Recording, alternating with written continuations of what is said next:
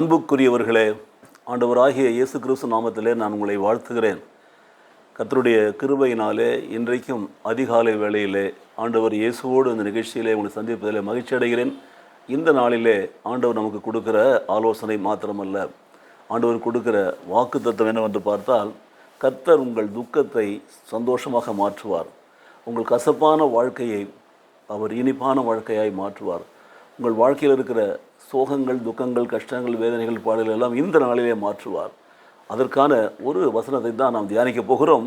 ஏசாயா தீர்க்கதரிசி புஸ்தகத்தில் 60ஆம் அதிகாரத்தில் 20ஆம் வசனம் இப்படியே வாசிக்கிறோம். உன் சூரியன் இனி அஸ்தமிப்பதில்லை, உன் சந்திரன் இனி மறைவதும் இல்லை. கர்த்தர் உனக்கு நித்திய வெளிச்சமாயிருப்பார், உன் துக்க நாட்கள் முடிந்து போகும்.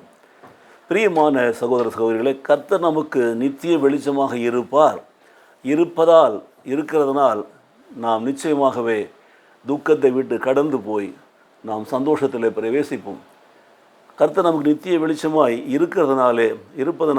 இருப்பார் என்ற நம்பிக்கையில் நாம் வாழ்கிற பொழுது நம்முடைய கசப்பான வாழ்க்கையை கர்த்தர் மாற்றுவார். நம் வாழ்க்கையில் இருக்கிற கஷ்டங்கள், நஷ்டங்களை மாத்திரமல்ல, கசப்பையும் எடுத்து போடுவார். காரணம் என்னவென்று சொன்னால், அவரே நமக்கு நித்திய வெளிச்சம்.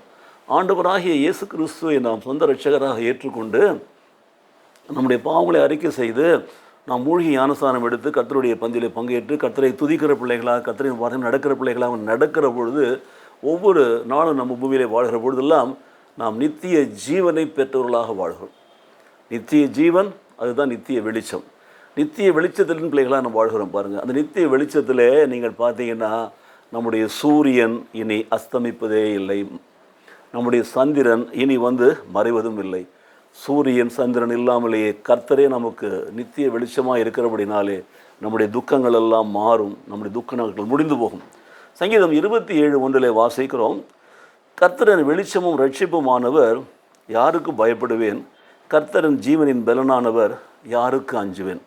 கர்த்தர் நம் வெளிச்சமாக இருக்கிறார், நம் ரட்சிப்பாக இருக்கிறார், நம் ஜீவனின் பலனாக இருக்கிறார்.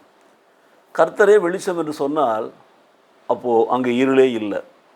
கர்த்தரே வெளிச்சமாக என்று இருக்கிறார்னு சொன்னால் அங்கே துக்கம் இல்லை, அங்கே துயரம் இல்லை, அங்கே கவலை இல்லை. கர்த்தரே ரட்சிப்பாக இருக்கிறார்னு சொன்னால் ரட்சிப்பின் பட்ட பிள்ளைகள், கர்த்தருடைய நித்திய ஜீவனை பெற்ற பிள்ளைகள் கர்த்தரோடு வசிக்கிறபடினாலே, வாழ்கிறபடினாலே, கர்த்தருடைய பிரசன்னம் நடக்கிறபடினாலே அவர்களை தீமை ஒன்றும் நெருங்காது, அணுங்காது.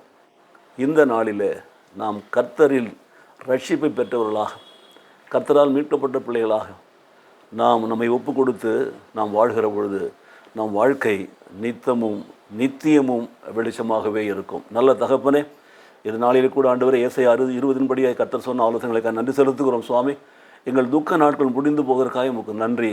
எங்கள் கசப்பை நீர் மாற்றுவதற்காக உமக்கு ஸ்தோத்திரம். எங்கள் துக்கத்தை எடுத்து போட்டு ஆண்டவரே ஸ்தோத்திரம், சந்தோஷமாய் மாற்றினதற்காக உமக்கு ஸ்தோத்திரம். என்றென்றைக்கும் வெளிச்சத்தின் பிள்ளைகளாய் நாங்கள் இருளிலே நடவாமல் வெளிச்சத்தின் பிள்ளைகளாய் வாழும்படி கர்த்தர்களை தெரிந்து கொண்டு ஆசீர்வதித்துக் கொண்டு வர கிருபைகளுக்காக உமக்கு ஸ்தோத்திரம்.